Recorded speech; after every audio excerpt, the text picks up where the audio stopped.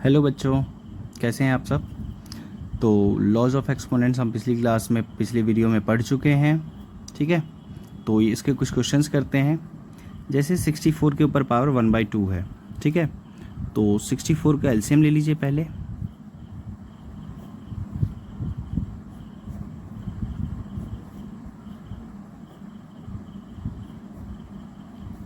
तो 1 2 3 4 5 6, तो 64 को यू कैन राइट 2 की पावर 6 और होल पावर है हमारे पास 1/2।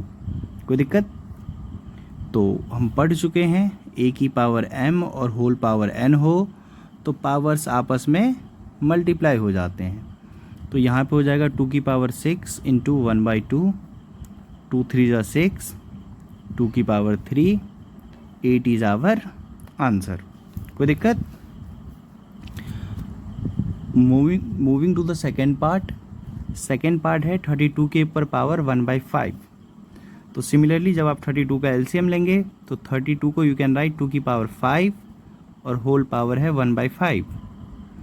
Again by applying the law of exponent, 5 से 5 कैंसल आउट हो जाएगा, 2 की power 1 which is 2 is our answer. कोई दिक्कत? इसका थर्ड पार्ट है 125 के ऊपर पावर 1/3। 125 का एलसीएम लेते हैं। 5 से गया 25 टाइम्स में, 5 से 5, 5 से 1, तो इसको वी कैन राइट 1 2 3, 5 की power 3 and whole power is 1/3। So again by applying the law of exponent, 3 into 1/3 हो जाएगा। ये 3 से 3 कैंसल आउट हो गया, 5 की पावर 1 विच इज़ 5।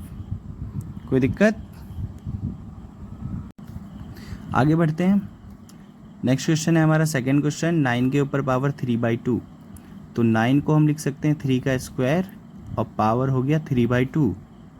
सो ये हो जाएगा 3 2 इंटू 3/2, 2 से 2 कैंसल आउट, 3 की पावर 3 विच इज़ 27, 3 3 जा 9, 3 जा 27। ठीक है, ये हमारा सेकेंड क्वेश्चन का फर्स्ट पार्ट था। सेकेंड पार्ट देखते हैं। 32 के ऊपर पावर 2/5 है, तो 32 को यू कैन राइट 2 की पावर 5 और होल पावर 2/5।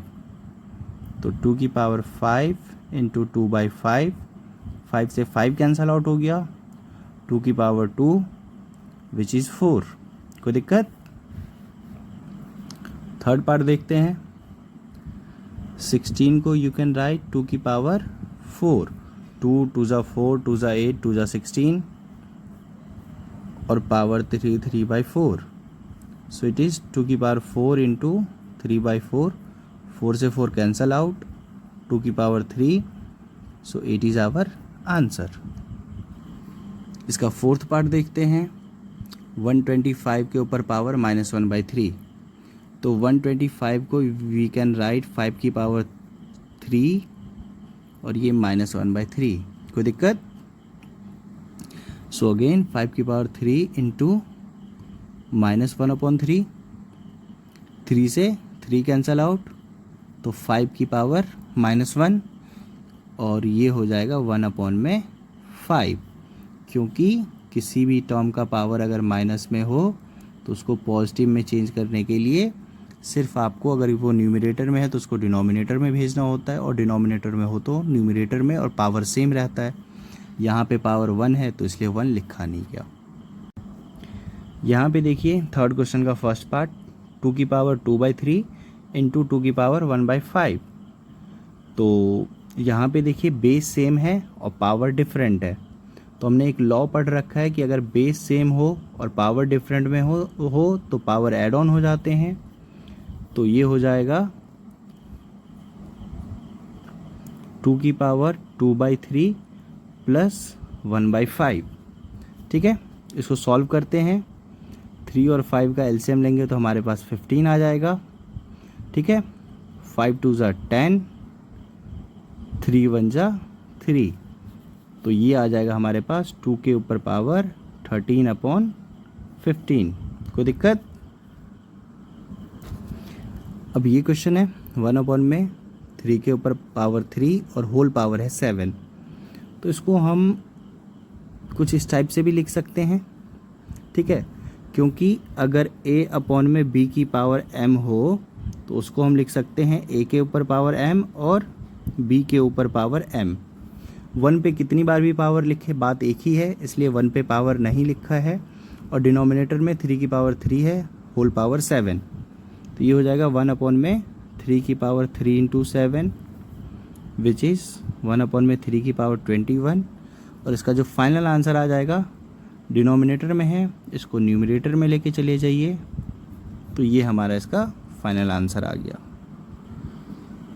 इसका थर्ड पार्ट देखिए, 11 के ऊपर पावर 1/2 अपॉन में 11 के ऊपर पावर 1/4। बेस सेम है, पावर डिफरेंट है और ये डिवीज़न में है, तो ये हो जाएगा 1/2 माइनस 1/4, क्योंकि अगर a की पावर m है और a की पावर n है और वो डिवीज़न में है, तो ये m माइनस n हो जाता है।